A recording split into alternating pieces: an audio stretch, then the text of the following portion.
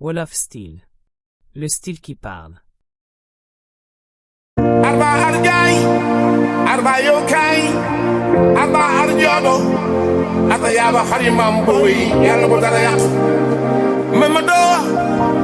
job yaba xarimam boy kon ARVA moy ki moy ARVA sama lingeer bi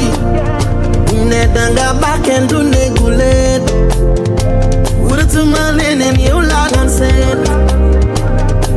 yaay sama reeni xol gërëm naa la ndax ARVA yaa may ñittali weer wi aljanna lay dundu fekk maa ngi sa wet yow laa am yaay tool bu nangul nawet jëmb naa man sama jiw ci yow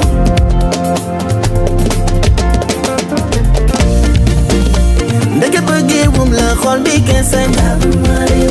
ARVA sama ruugi laa la yëgee fu ma gëstu gis la nga may gunge ni tàggandeer ARVA sama chumel nga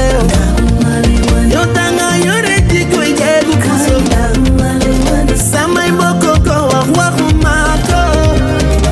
yaay aw ak Sëriñ Babacar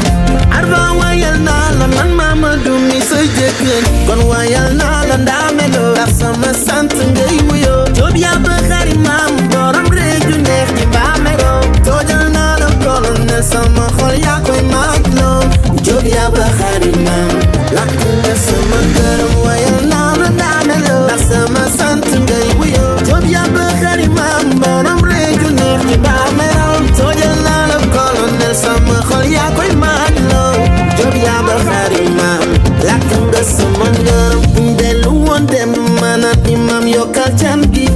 ndax kontaan ci yow wol say mbokk damay dolli yow jéegu njëkkante nga waaye mën nga taamu ndax naaru góor du ànd ak mbayaar yi